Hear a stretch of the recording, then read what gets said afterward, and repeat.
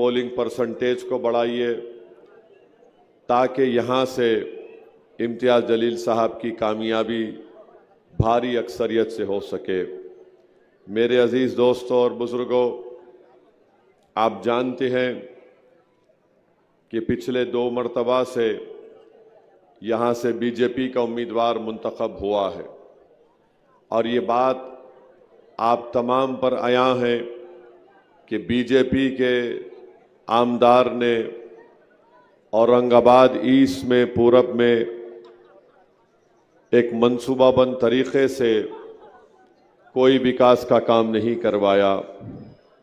आप जानते हैं कि नारेगांव हो, मिसलवाड़ी हो, जिंसी हो, किराटपुरा हो, संजय नगर हो, बैजीपुरा हो, यहाँ पर मौजूदा विधायक ने, आमदार ने कोई काम नहीं करवाया। इसलिए काम नहीं करवाया रोड, ड्रेनेज का, पीने के पानी का, स्कूल का, क्योंकि वो जानता है कि यहाँ पर काम नहीं करवाना है। उसने अपनी तंग नज़री और तासुबियत का मुज़ाहरा करते हुए इन तमाम इलाक़ों में जहाँ पे अक़लियतें बसती हैं वहाँ पर काम नहीं करवाया। जो कुछ भी डेवलपमेंट, विकास या तरक्याती काम हुए वो मजलिस इत्तेहादुल मुस्लिमीन के कॉरपोरेटर्स ने करवाए या फिर मोहतरम इम्तियाज़ जलील साहब जब रुकने पार्लिमान थे तो उन्होंने अपने MP लैट स्कीम से इन तरक्याती काम को करवाया।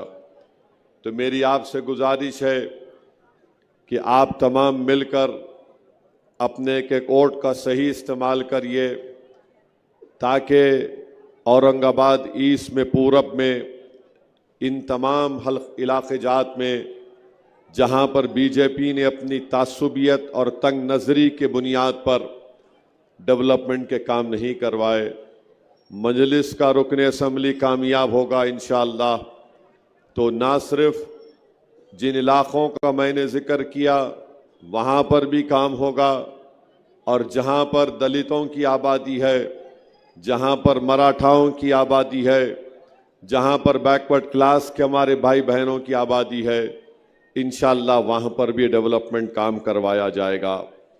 आप ये भी जानते हैं कि इम्तियाज़ जलील साहब ने नारेगांव में स्मार्ट सिटी के अंदर यहाँ पर एक मॉडल स्कूल के क़याम की बुनियाद अमल में डाली और मुझे यकीन है कि इंशाअल्लाह ताला यहाँ के बसने वाले छोटे मुन्ने हमारे बच्चे और बच्चियाँ जब वो स्कूल तामीर होगा तो उससे अपनी तालीम को मुकम्मल कर सकेंगे। मेरे अजीज़ दोस्तों और बुज़ुर्गों, आप ये भी जानते हैं कि आज जो महाराष्ट्र में बरसर इक़्तिदार जमात है,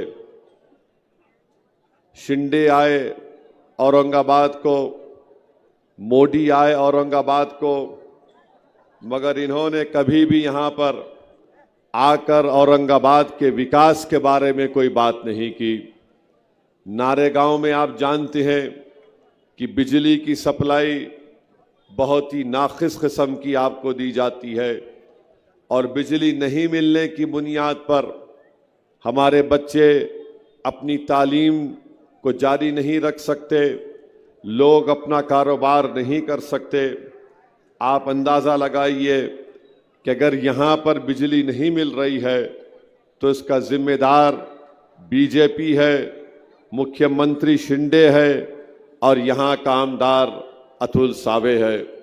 तो मेरी आपसे गुजारिश है कि इन तमाम तरक्याती काम के लिए आपको 20 नवंबर के दिन अपने के कोड का सही इस्तेमाल करना पड़ेगा। मैं एक और बात आपके सामने रखना चाहता हूं, वो ये है कि बीजेपी के इशारे पर, नरेंद्र मोदी के इशारे पर इम्तियाज़ जलील की कामयाबी को रोकने के लिए यहाँ पर ऐसे कई लोगों को खड़ा कर दिया गया जिनका मकसद जीतना नहीं है। उनका मकसद सिर्फ इतना ही है कि इम्तियाज़ जलील और मजलिस इत्तेहादुल मुस्लिमीन का उम्मीदवार यहाँ से आमदार मुंतखब ना हो जाए। इसीलिए ये लोग अपने आप को बेचकर औरंगाबाद के इत्तेहाद का सौदा करना चाहते हैं। मैं लोगों से कहना चाह रहा हूं, क्या तुम्हारा ज़मीर तुमको इस बात की इजाज़त देगा कि तुम रात में जाकर आराम की नींद सो सकोगे?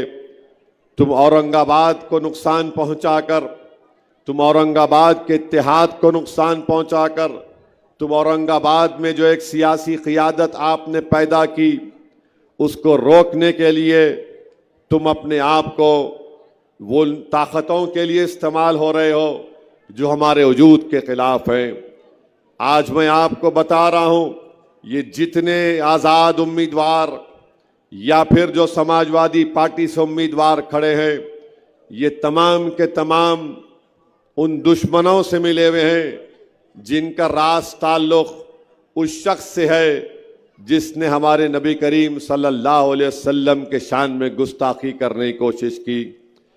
आज इम्तियाज़ जलील की मुखालिफत किस बुनियाद पर की जा रही है?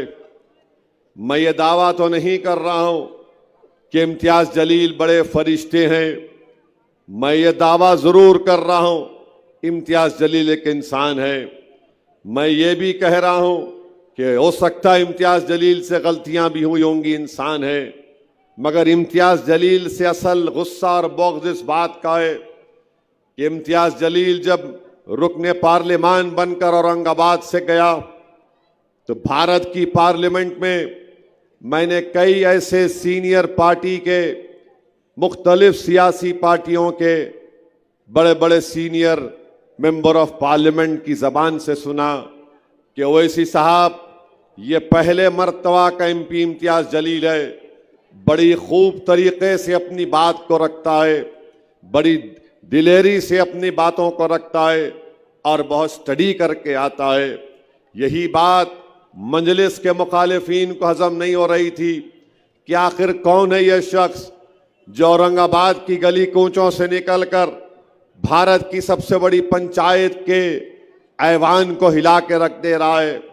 आखिर ये कौन है वो शख्स जो पहली मर्तबा जीत कर गया और हर मसले पर और ख़ास तौर से अपने क्षेत्र औरंगाबाद की तरक्की के लिए लड़ रहा है।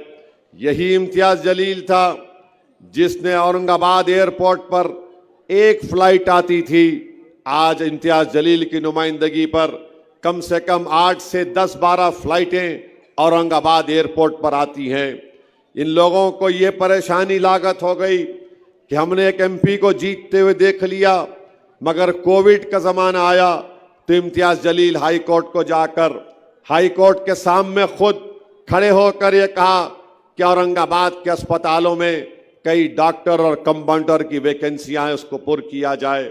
इम्तियाज़ जलील के ही नुमाइंदगी पर कोर्ट में लड़ने पर कोर्ट ने आर्डर दिया तो मुखालिफिन मजलिस को ये बात पसंद नहीं आई कि शख्स हाई कोर्ट में भी जाकर लड़ रहा है।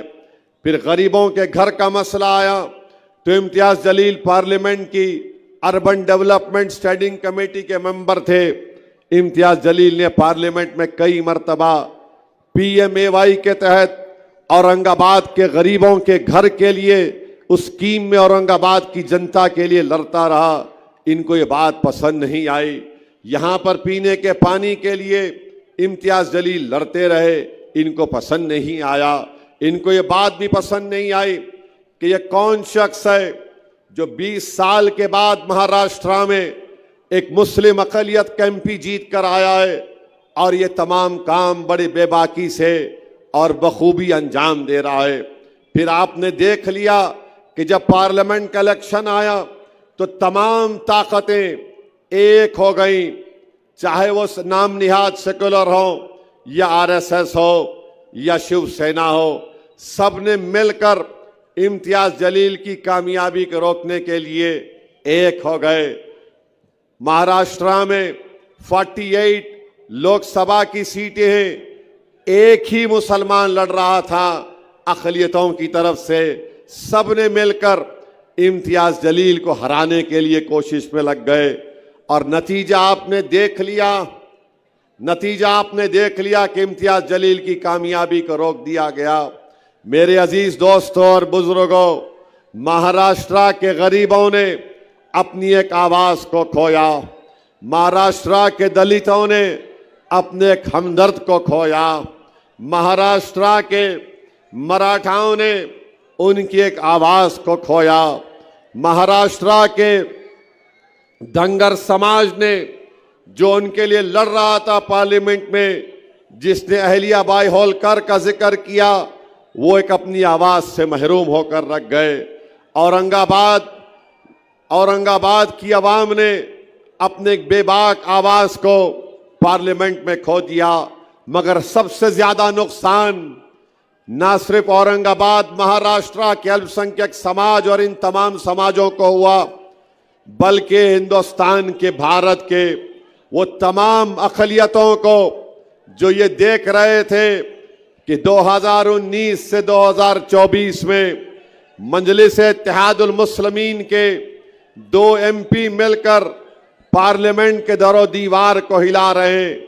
आज उत्तर प्रदेश को चले जाइए, बिहार को चले जाइए, कर्नाटका चले जाइए, आप राजस्थान को चले जाइए, सब लोग तकलीफ का इजहार करते हैं कि असदुद्दीन ओवैसी फिर से अकेला हो गया भारत की लोकसभा में। मेरे अजीज दोस्तों और बुजुर्गों, मैं नारेगांव की जनता से अपील कर रहा हूं, मैं औरंगाबाद ईस्ट की जनता से अपील कर रहा हूं, हम जिन जालिमों के मंसूबों का और उनके साजिशों का शिकार हो गए, अब के बार 20 नवंबर को मेरी आपसे इस्तिदवा है, इल्तिजा है, गुजारिश है कि आप उन जालिमों को उनके नापाक मंसूबे में कामयाब होने मत दीजिए। एक हो जाइए, मुत्तहिदा तौर पर अपने के कोर्ट का इस्तेमाल करिए ताकि महाराष्ट्र की विधानसभा में आपकी बेबाक आवाज जाए। मेरे अजीज दोस्तों और बुजुर्गों, पार्लियामेंट के इलेक्शन में जो नतीजा आया, मैं इम्तियाज जलील के बारे में कहता था कि इम्तियाज जलील मेरा बाजू था, आज मैं अपने बाजू से महरूम हो गया हिंदुस्तान की पार्लियामेंट में। मगर मेरे नारेगांव के इज्जतदार माँ और बहनों, बुजुर्गों, उलमा और मशाइखीन, गयूर नौजवानों, मैं तो अपने बाजू से महरूम हो गया, मगर खुदा के लिए तुम अपने बाजू से महरूम मत हो जाओ। तुम्हारी एक आवाज है इम्तियाज जलील, जो मुझे यकीन है कि महाराष्ट्र के विधानसभा में ना सिर्फ औरंगाबाद सेंट्रल बल्कि पूरी गरीब जनता के लिए इम्तियाज जलील उनकी नुमाइंदगी करेगा। ये जो लोग खड़े हैं, इनका मकसद सिर्फ बीजेपी को जिताना है। ये बीजेपी से मिठाई खा चुके हैं, ये बीजेपी के गुलाब जामुन खा रहे हैं, ये बीजेपी की दी हुई वेजिटेरियन नान खलाई खा रहे हैं, और इनका मकसद एक ही है, इनका मकसद एक ही है, जीतना इनका मकसद नहीं है। इनका मकसद यह है कि मोदी जीत जाए और आप और हम हार जाए। फैसला आपको करना है, आप जीतेंगे या फिर बीजेपी आरएसएस जीतेगी, या इम्तियाज जीतेगा या मोदी जीतेगा। ये नारेगांव और औरंगाबाद ईस्ट की आवाम को फैसला करना है। मेरा विजदान मुझसे पुकार कर कह रहा है कि इंशाअल्लाह ताला यहां से हक की कामयाबी होगी, बातिल की शिकस्त होगी। मेरा विजदान मुझसे पुकार कर कह रहा है कि ये वो गयूर सरजमीन है औरंगाबाद ईस्ट की, जो किसी से नहीं डरने वालों की सरजमीन है। यहां पर इम्तियाज कामयाब होगा इंशाअल्लाह ताला। और ये जो मीर जाफर मीर सादिक की औलाद है, इनको बदतरीन शिकस्त आप और हम मिलकर देंगे इंशाअल्लाह ताला। हम ये मंजलिस को कामयाब करेंगे ताकि औरंगाबाद ईस्ट की जनता का फायदा हो सके। अरे यहाँ का एमएलए नाकारा आमदार है, जो इन तमाम इलाके जात में काम नहीं करवा सका, इसको फिक्र ही नहीं है। तो मेरी आपसे गुजारिश है कि आप मुत्तहिदा तौर पर अपने वोट का इस्तेमाल करिए।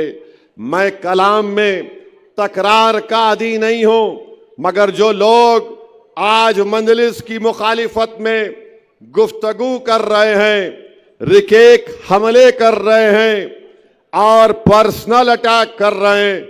मैं उनसे इतना ही कहना चाह रहा हूं, याद करो 2014 को, याद करो 2014 को, जब तुम राष्ट्रवादी कांग्रेस में थे और तुमने अपने साथ राष्ट्रवादी कांग्रेस के एक बहुत बड़े मुस्लिम नेता के साथ दिल्ली में मेरे घर पर वक्त लेकर मिलने को आए थे। मैं तुमको जानता भी नहीं था, तुम मेरे घर को आए और उसमें एक शख्स थे जिनका नाम वो आले रसूल सादात थे।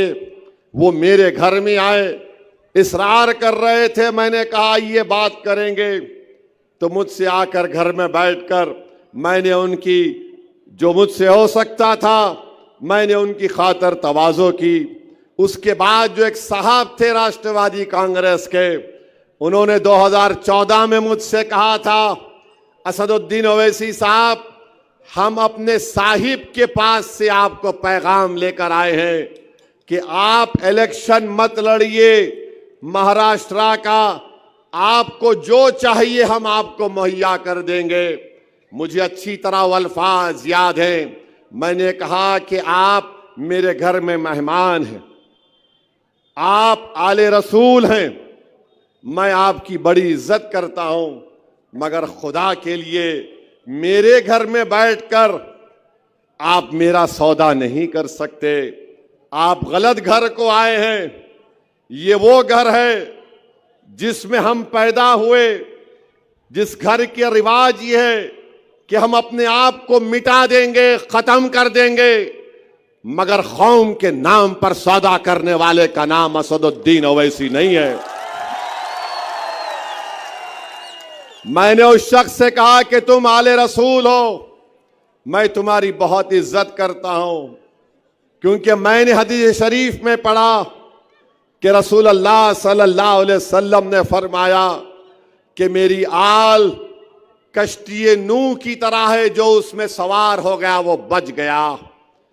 मैं अहले बैत की बड़ी इज्जत करता हूं। मैं तो इस कौल को जानता हूं इमाम जाफर सादिक रदी अल्लाह ताला अन्हु के, कि इमाम जाफर सादिक ने कहा था कि अल्लाह ने जब कुरान में फरमाया वा तसीमु बिहब्लिल्लाह जमीओ वला तफर्रको, कि अल्लाह की रस्सी को मजबूती से थाम लो और मुंतशिर मत हो जाओ, तो इमाम जाफर सादिक ने कहा कि जो कुरान में फरमाया गया अहले बैत है कि अहले बैत को पकड़ लो। मैं उनसे कहा कि आप इस तरह की बात मत करिए, आप बराए मेहरबानी अगर और कुछ गुफ्तगू करना चाहते तो मुझसे बात करिए। वो उठ गए और चले गए। उसके बाद वो शख्स इतना मुतासिर हुआ, बोला मैं औरंगाबाद का हूं, मैं मंजलिस में आना चाहता हूं। मैंने कहा याद रखो, मंजलिस में जब आ रहे हो तो तुम इस तरह की बात दोबारा मेरे सामने नहीं करना। और आज आप मजलिस इत्तेहादुल मुस्लिमीन और इम्तियाज जलील पर रिकेक हमले करते हैं। कौन सी जबान में तुम बात कर रहे हो? अगर कोई आकर मुझसे कहेगा कि मैं 70 साल के करीब हो चुका हूं, मुझे टिकट दे दो, कोई आकर मुझसे कहेगा कि मैंने वंचित को पैसे दिए हैं, दूसरी पार्टी को भी इंस्टॉलमेंट देने तैयार हूं, उनसे एडजस्टमेंट हो जाएगा, तो मैंने कहा अगर आप दूसरी पार्टी से एडजस्टमेंट करा रहे हैं तो मजलिस के पूरे सीटों का ऐलान करिए, अलायंस कराइए, मैं अलायंस करने के लिए तैयार हूं। सिर्फ एक सीट पर क्यों? अगर अलायंस होगा तो सब सीटों पर होगा। तो बोले नहीं, खाली मेरी सीट की मेरी को फिक्र है। आप बताओ, जो शख्स सिर्फ अपनी जात के लिए मर मिट रहा है, तो क्या असदुद्दीन ओवैसी जात का साथ देगा या इन लाखों करोड़ों औरंगाबाद के दिलों में बसने वाली मोहब्बत, धड़कने वाले दिल का साथ देगा? बताओ। मैं ये बोलना नहीं चाहता था, अगर कल वो शख्स इनकार करेगा, निकाल के रख दूंगा आवाम के सामने पूरी बातें तुम्हारी एक एक।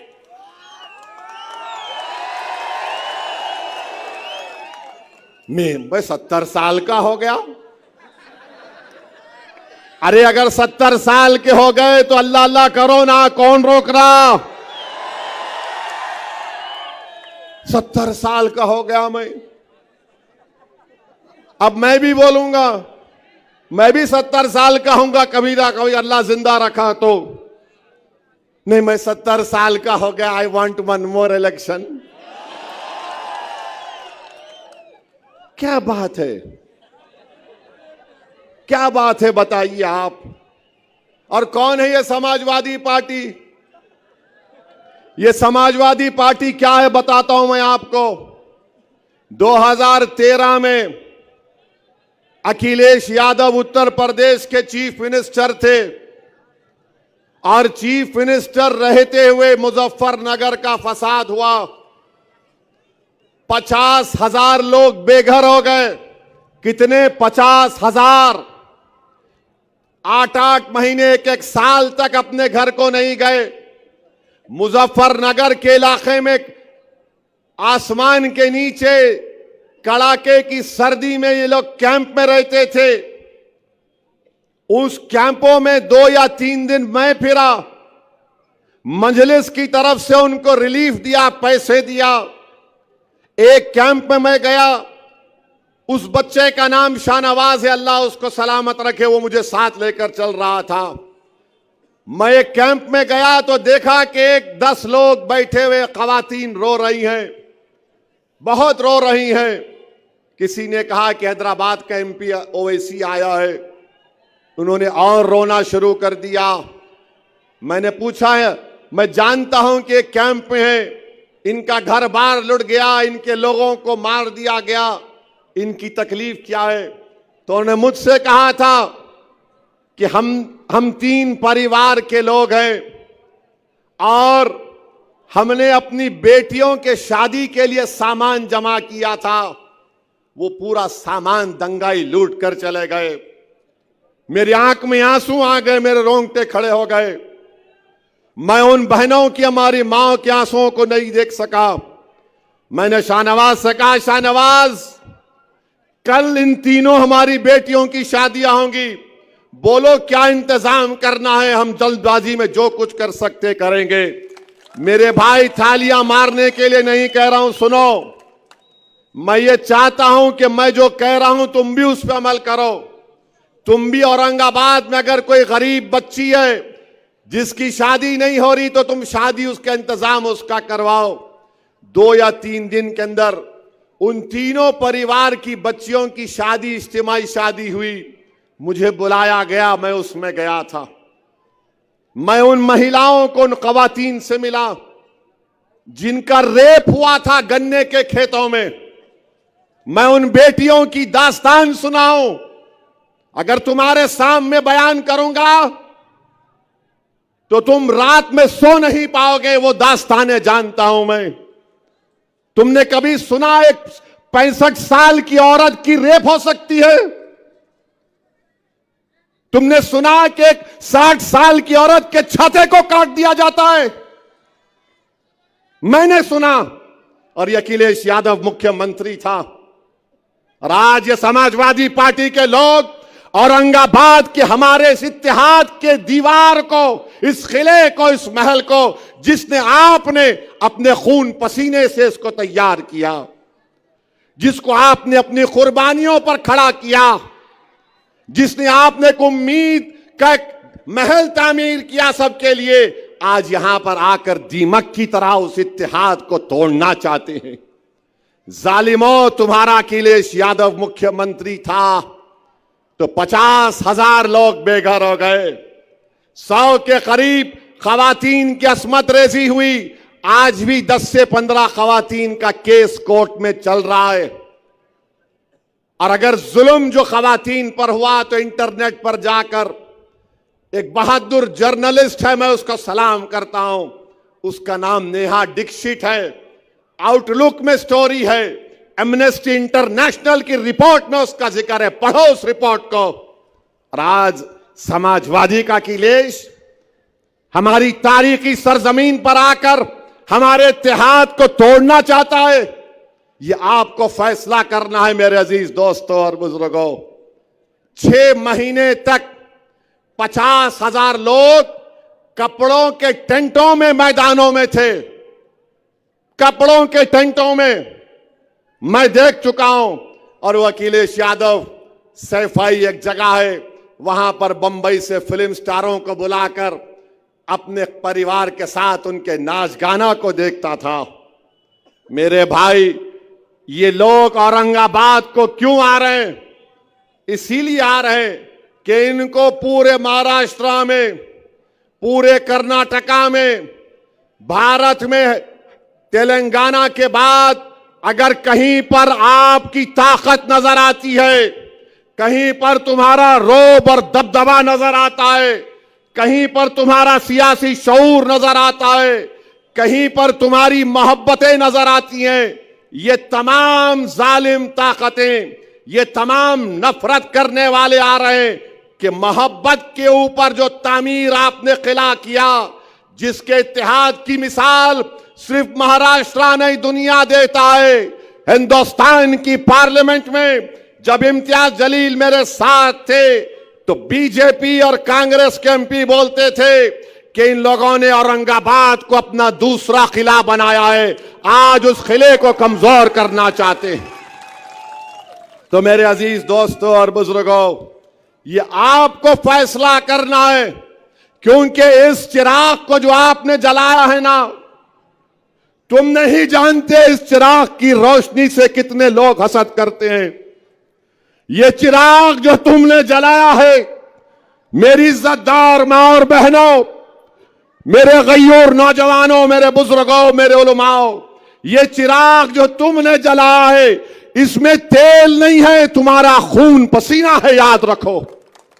ये तुम्हारा खून पसीने से चिराग जो तुमने इत्तेहाद का जलाया, जिसकी रोशनी पूरे महाराष्ट्र से बाहर जा चुकी है, सारी दुनिया तुम्हारे इत्तेहाद और सियासी शऊर की मिसालें देती हैं।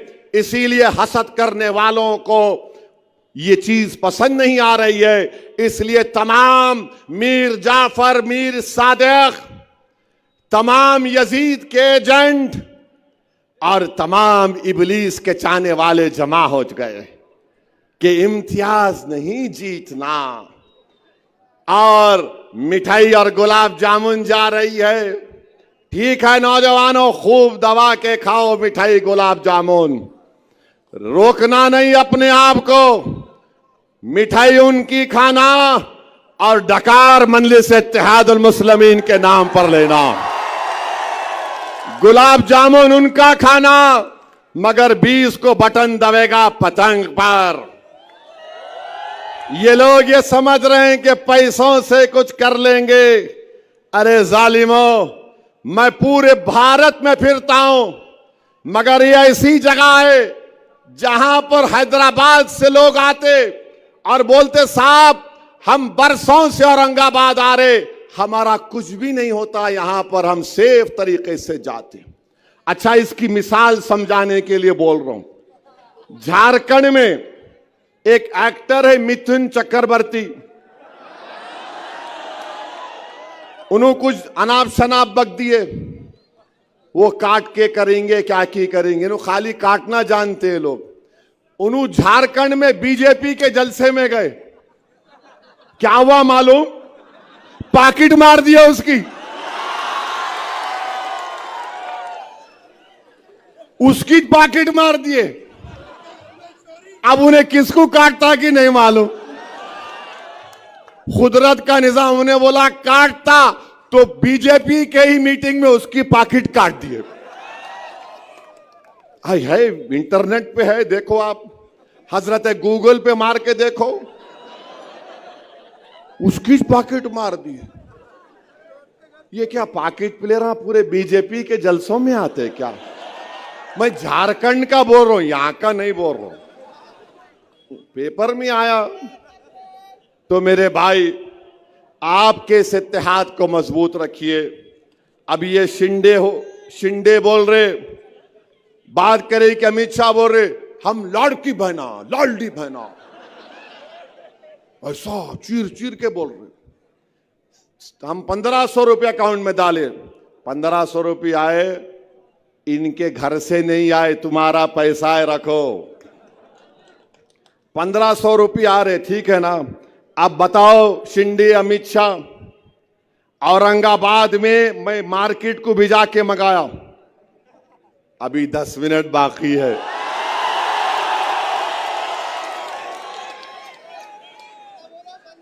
ना चावल जो है 30 रुपए था जब मोदी प्रधानमंत्री बने औरंगाबाद में, अब जो है 72 रुपीस हो गया।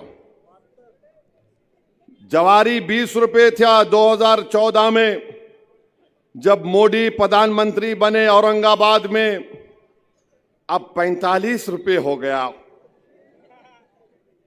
और आपके गुड़ 30 रुपए था, वो जो है 55 रुपए हो गया। जरा याद रखो आप इसको, मैं क्या बोल रहा हूं, समझे ना। हाँ, चावल फाइन 30 रुपए था, 72 रुपीस हो गया। चाय, मोदी जी चाय 20 रुपए थी 14 में, इन्होंने इतना चाय बनाए अब 39 रुपीस में आ गई। औरंगाबाद का रेट है ये।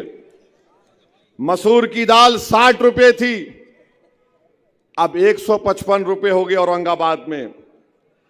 लाल मिर्ची का पाउडर 180 रुपए में था 2014 में, अब 480 हो गया।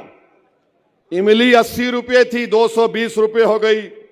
नमक 12 रुपए था, 25 रुपए हो गया। क्या नमक हलाली कर रहे। मीठा तेल 80 रुपए था, 160 हो गया। भिंडी 20 रुपए थी, 50 रुपए हो गई। बैगन 15 रुपए था, 40 रुपए हो गया। हरी मिर्ची 40 रुपए में थी, 100 रुपए हो गया। प्याज 15 रुपए, 40 रुपए में आज। आलू 2014 में 12 रुपये, अब 30 रुपये। टमाटर 15, 50 रुपये में हो गया। अब आप देख लो, अब ये मीठा तेल 160, 160 हिसाब में कौन अच्छा है यहां पे? कितने अच्छे औरंगाबाद में हिसाब में? उतने ही 20 को हिसाब करना है पूरा, याद रखो प्यारे। हाँ, अब लिख लो, इमली 220, मीठा तेल 160, कितने हो गए? 380। उसमें नमक मिला लो 25 रुपये, 405। आप उसमें हरी मिर्ची मिला लो 100 रुपये, 500। अब उसके बाद चावल ले लो आप 72 रुपीज, फोर्स ऐड कर लो। चावल 39 रुपीज ऐड कर लो। मसूर की दाल 155 रुपये। लाल मिर्ची 450 रुपये, कितने हुए? 1000 रुपये हो गए।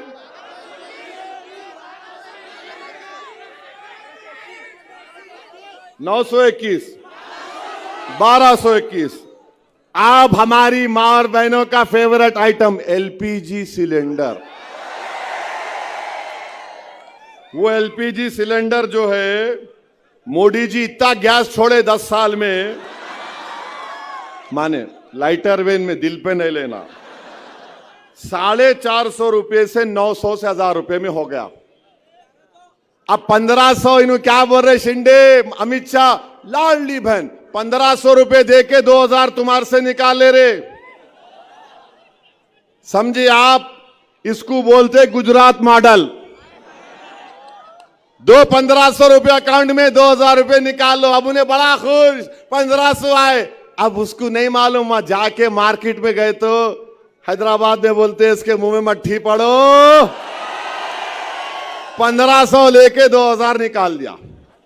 तो हमारे महाराष्ट्र की जनता से हम अपील कर रहे, हमारी माँ और बहनों से अपील कर रहे, 1500 आए रख लो, मगर सबसे ज्यादा महंगाई इन्फ्लेशन पूरे भारत में महाराष्ट्र में है।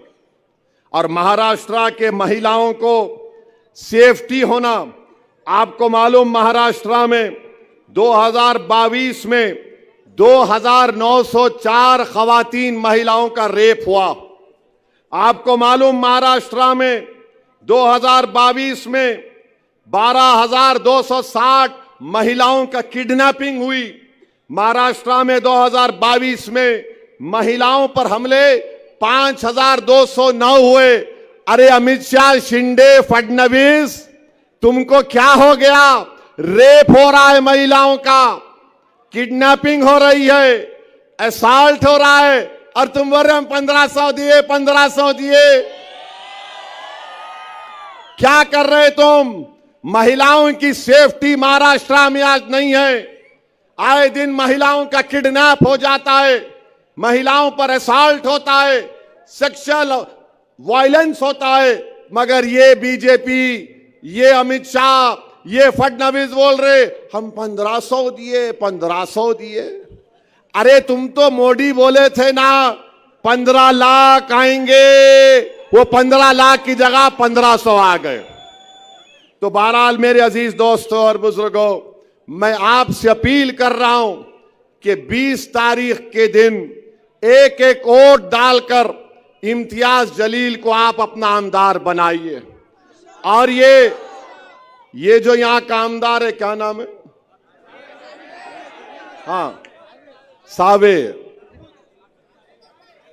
अरे भाई साहब, जरांगे पाटिल के ऊपर जब पुलिस लाठीचार्ज हुआ, तुम उस वक्त गार्डियन मंत्री थे, तुम नहीं गए जरांगे पाटिल के पास? क्यों नहीं गए जरांगे पाटिल के पास? तुम क्यों नहीं गए तुम जरांगे पाटिल के पास? सावे, तुम आज मोदी के पास बैठे हुए। जब जरांगे पाटिल पे लाठीचार्ज हुआ, तुम गार्डियन मिनिस्टर थे, तुम नहीं गए। क्यों नहीं गए? क्या चीज तुमको रोकी? मैं मराठा समाज को एक पैगाम दे रहा हूं, मजलिस के जितने उम्मीदवार आमदार बनेंगे इंशाअल्लाह ताला, महाराष्ट्र की विधानसभा में जाएंगे तो मराठा रिजर्वेशन, मराठा आरक्षण के लिए आवाज बुलंद करेंगे। मैं मराठा समाज को पैगाम दे रहा हूं, हम आपके लिए लड़ेंगे, आपको आरक्षण मिलना चाहिए। मगर क्या मोदी देंगे, क्या फडणवीस देंगे, ये इनको सोचना है। और शिंदे साहब को मैं बोलना चाह रहा हूं, शिंदे को मालूम हो गया कि मैं अब मुख्यमंत्री नहीं बनने वाला हूं। फडणवीस को भी मालूम हो गया कि मैं नहीं बनने वाला हूं। इसीलिए फडणवीस औरंगाबाद आके दूल्हे भाई का नाम लिया, असदुद्दीन, असदुद्दीन, असदुद्दीन। अरे फडणवीस, तुम जरांगे पाटिल का नाम लेते, मगर नहीं लिए, मेरा नाम लिए। अरे तुम नाम बदल दिए, मगर जिस जगह का तुम नाम बदले उसी जगह पर 2024 में 256 महीने में जून तक किसान खुदकशी कर लिए। मेरे भाई, गांव में, देही इलाकों में बच्चों की शादियां नहीं हो रही, बेटियां नहीं, बेटों की शादी नहीं हो रही है। ये हाल महाराष्ट्र में शिंदे, फडणवीस, मोदी ने बना के रख दिया। अब हिंदू मुस्लिम कर रहे हैं, हिंदू मुस्लिम करो, हिंदू मुस्लिम करके बांटो, तोड़ो। मेरी आपसे अपील है कि आप इनके मंसूबों में उनको कामयाब होने मत दीजिए। ये जो पीछे से वार करना चाहते हैं, इनको पहचानिए। ये जो लोग खड़े हुए हैं, ये सिर्फ हराने के लिए खड़े हैं। 20 तारीख के दिन मेरी आपसे अपील है कि एक एक वोट को इस्तेमाल करिए। आप पतंग के निशान पर बटन दबाइए, उम्मीद की बुनियाद पर बटन दबाइए। पार्लियामेंट इलेक्शन में हमको धोखा दिया गया, हमको मक्कारी की गई और हमारे इम्तियाज जलील को कामयाबी से रोक दिया गया। जब 20 तारीख को जाएंगे तो याद रखिए, ये वो इम्तियाज जलील है जिसने, जब रसूलुल्लाह सल्लल्लाहु अलैहि वसल्लम की शान में किसी ने गुस्ताखी करने की कोशिश की, यही इम्तियाज जलील ने पूरे महाराष्ट्र के गरीब और मजलूम और गुलामान मुस्तफा को उठाया और जगाया और 10,000 गाड़ियों के साथ इम्तियाज जलील बंबई पहुंच जाता है। इसीलिए आज इम्तियाज जलील के खिलाफ सब आवाज उठा रहे हैं। मैं आज भी कह रहा हूं, याद रखो, जो लोग इम्तियाज जलील के खिलाफ वोट नहीं देने की बात कर रहे हैं, अरे तुम किसका नुकसान पहुंचाना चाह रहे हो देख लो। मगर मुझे यकीन है यहां की आवाम पर, यहां की मां और बहनों पर, गयूर नौजवानों पर कि 20 तारीख को औरंगाबाद के फिजाओं में क्या नजर आएगा। 20 तारीख को औरंगाबाद के गली कूचों में क्या नजर आएगा। हर घर से क्या आवाज आएगी, हर दिल क्या पुकारेगा, हर दुआ में क्या होगा। तो मेरे अजीज दोस्तों और बुजुर्गों, मेरे भाई इम्तियाज जलील को कामयाब करिए। आपको एक अच्छे आमदार की जरूरत है जो आपकी खिदमत कर सके। ऐसे लोगों को कामयाब होने मत दीजिए। जिसने 10 साल से कुछ काम नहीं करवाया, तो मेरे साथ नारा लगाइए, नारे तकबीर। पतंग को, पतंग को, पतंग को। और मेरे साथ एक्शन करिए। कैसा करते अपना एक्शन डाल के सबको। यस, सलाम अलैकुम। कल कहां जलसा है? कल कहां जलसा है? कल एक जलसा है, उसमें आएंगे आप लोग। जरा आना, जरा ताकत दिखाना। मोदी जो है गाड़ियां भिजा भिजा के लोगों को ला रहे, आओ आओ आओ आओ, मगर आप खाली चलते हुए आ जाओ, काफी है। अस्सलाम वालेकुम।